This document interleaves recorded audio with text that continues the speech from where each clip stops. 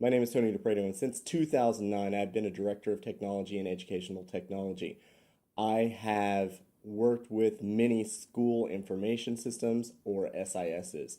I've also helped vet these systems for schools who are looking to switch or looking to purchase something brand new for the first time.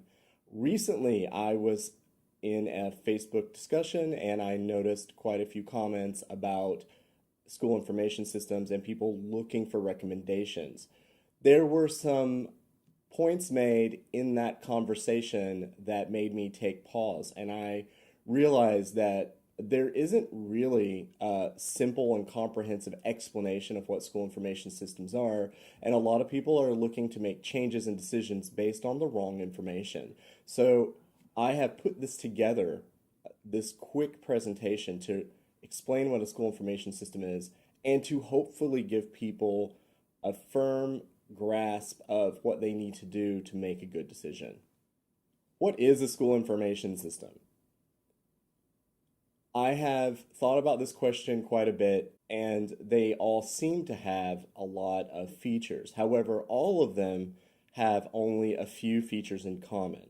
If it is an actual school information system, it is any database or structured record system that maintains historical data of all enrollment and has the power to create transcripts.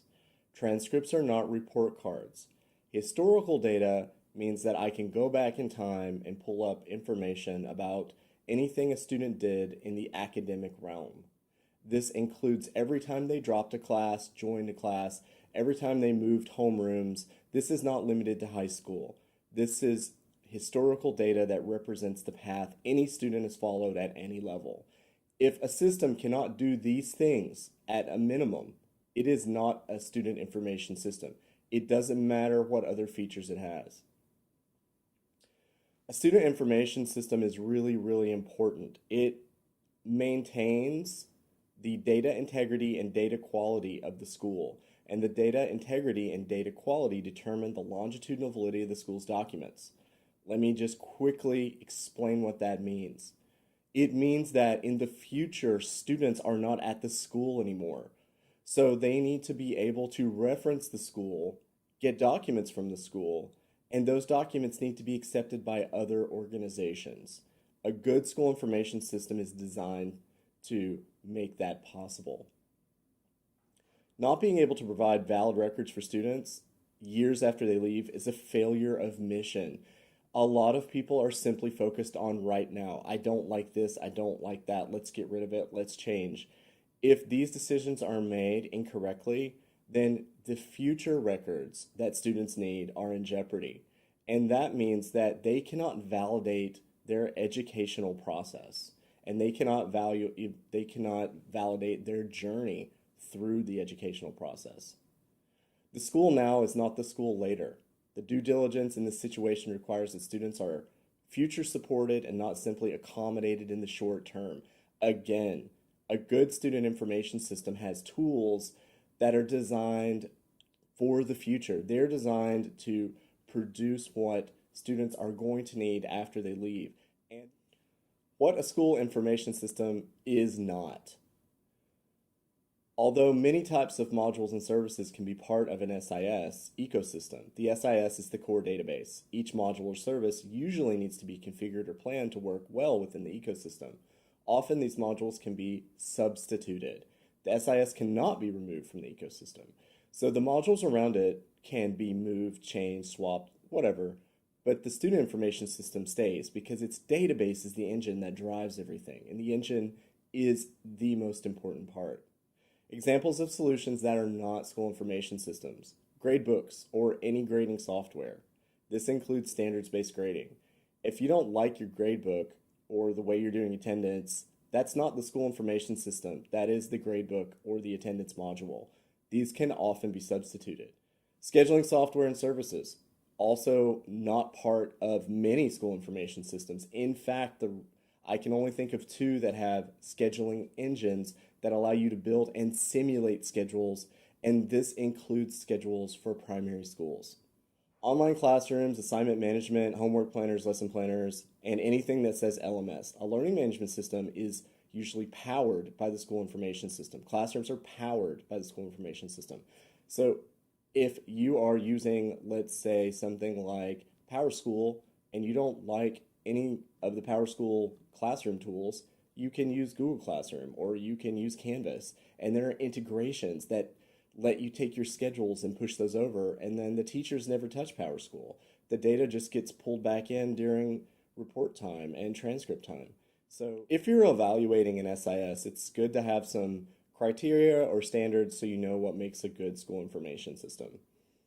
Here are 7 things that I believe make for a good school information system. 1, allows the school to access data, including raw data in multiple formats. If you can't get your data out, download it, use it however you want, move it, then it's not really a good platform for you to consider. A good SIS allows other services like Google, Canvas, etc. to connect and share data. Modern school information systems work with partners, and that is where the flexibility comes for all the stakeholders in the organization. A good SIS has multiple levels of access to allow stakeholders to work and train without compromising data and interfering with concurrent projects. A quality SIS provides reports and analytical tools to allow for data-driven decision-making. These aren't report cards. These are reports you can run to see what is happening at the school at various levels. A lot of schools seem to connect this again to secondary education. Secondary education is easy. Reviewing elementary school standards for 500 or 600 students is very difficult. A good SIS has reports that gives you a top-down view of all of this data and makes it digestible and helps you see trends and patterns. A good SIS does usually include at least 70% of the modules required to make the ecosystem complete. I am not saying you should buy a database and then buy everything separately. A good SIS would meet a school's particular needs and meet those needs at about 70%. The other 30% you're going to find on your own and plug in. And you're going to look for partners and people who can use the data and work with the data. An SIS that is popular, that is being used by schools, is going to have a roadmap. And a good SIS that schools love is going to be under active development with roadmaps and targets for improvements. If you're considering a product, you should ask them what their roadmap is and what their future targets are for development and improvement. They're getting feedback from schools all the time. If they're not getting feedback, that means they're either not listening or there's no schools feeding back. That means people don't care and they're looking for something else. So finally, a good SIS will have excellent support at the enterprise level. Many SIS products have bad support at what is known as the Tier 1 level. That is, what button do I push to do X, Y, or Z? That is because they frequently go through a cycle of outsourcing their support, bringing it back in-house, and outsourcing it again. However, the important stuff is the enterprise level support. Problems that are system-wide and require someone with expertise to work with large amounts of data or to help you move your system onto your campus because the government changed the rules and you're not allowed to use the cloud, or because the government changed the rules and now you're allowed to use the cloud. These problems any IT department needs help with, and getting enterprise level support from some of these companies is very, very difficult. They just simply don't have it. So when it happens, it's an emergency for you and them. You want it to be an emergency for you or a serious situation for you, but you want it to be something they're trained in and that they can do. I mentioned the ecosystem. I'm not going to spend a lot of time on this. I believe most people understand what I'm saying. I am going to share this so you can review this. One of the most important things about understanding the ecosystem concept is that if you're designing an ecosystem, you should forget about brand names and products. Focus on features, focus on the kinds of solutions that you want. The most important thing is to look at where you want to be and forget about what you already have. You need some imagination and creativity when you're planning an ecosystem. A concept I really try to articulate to people is that it is possible to have a student information system working with other products and services outside the scope of the SIS product line. This strategy allows for a very flexible ecosystem, but there are a few drawbacks. So if you want maximum flexibility, then you plan out your needs and you find the best products that meet those needs. You do want to make sure that they connect and work with your SIS. But when you take this view, what you're saying is, hey, I like PowerSchool. The registrars like it. It's great for data analysis, but the teachers don't like it. So let's give them something else. And actually, the teachers in kindergarten, grades 1, 2, and 3, they really, really don't like PowerSchool, and they don't like this other stuff because, it's just too much, and they really want to use something else.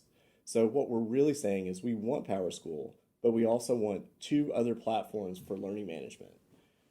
That's where you get like the ultimate flexibility. And the pros to that is you get more power as a customer and you get better prices because every year salespeople know that you're not all in and they have to work hard to keep your business. And they're going to try to sell you new things, and you should be open-minded to those because you have flexibility and you should see what's out there. When a vendor comes back and they say, hey, you know what? You've been avoiding our online classroom for 3 years and we've heard you and check this out. That's great. And that's how you as a customer get more leverage on these companies. If you go all in with all the products, you have no leverage. You're just stuck because every single product that you're bought into is a product you would have to slowly migrate off of. Another pro, stakeholders have a higher level of choice and customization. Obviously, if you can use multiple tools, then you can address niche issues and you can work with various vendors to customize things. It's easier to make changes without impacting data integrity or quality. So if I've got these different tools that are sending information to the school information system and I want to change them, the data is still in the school information system. It's not moving. It's fine. And it can be used in other places and with other tools. Finally, before you look at making a change in your SIS, ask yourself, is the change driven by a long view of improving teaching and learning? Everything really needs to come back to teaching and learning. Most complaints around the SIS and other products are the product of bad workflows or system customization. If turnover is more than 7 to 12% every 3 to 5 years and complaints are driving change, the SIS will never be able to reach targets and truly improve. Change management should have a long view, and the goal should always be to improve teaching and learning. Here are some guiding statements or questions that I think make excellent conversation starters. I think any one of these boxes can be used to create the right type of conversation to make sure that people are making choices for the right reasons. First, people complaining now may not be the users in the near future. Avoid making changes because of vocal minority. You could have a subset of users who aren't happy with your SIS, and if your turnover is 7 to 12% every 3 to 5 years, they're probably not all going to be around. So you're going to go through 2 to 3 years of change, and then the people asking for the change are going to be gone. Are the issues being voiced actually impacting the mission of the school? If so, have clear measurable examples. If people do not like an interface, but they're able to use it, meet their deadlines, and get their work done, and there's no negative impact on teaching and learning, there's just a little bit of annoyance, the SIS and the other tools are probably meeting the mission of the school. So you need to figure that out. Formal training. How much formal training was given to all the stakeholders within the last 2 years? How much is planned annually and who's doing the planning? Frustration often comes because people don't know how to do things and you've asked them to do something and they can't do it. A lot of money is usually put into training the first year or two of an SIS, but after that, it just kind of like disappears. Training needs to happen, I would say, every 2 to 3 years for the entire campus. And if people already know it, fine, let them demonstrate their skills and not do the training. Data access and usage are just as important as nice looking interfaces. Can the school access the data and how flexible is the access? Many schools will have an SIS that has a grade book or something that looks amazing and the teachers are all happy. But on the back end, the registrar, admissions, all of these other people, they can't get to the data and they need the data. And so what they're doing is they're coming up with the middle process to move the data. And that middle process means that they are copying and pasting or doing something they shouldn't do, and they are impacting the data integrity and the data quality. That question needs to be asked. If that is happening, the SIS probably needs to change, regardless of how nice the interface looks.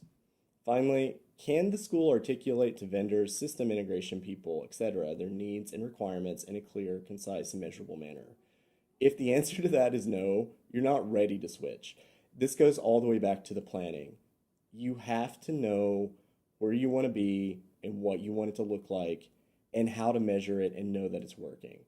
If you can't do that and explain that internally, then when you start working with the vendor, they're just going to give you something. They're going to talk you through a process, give you what they think you want, and then you're not going to be happy with it.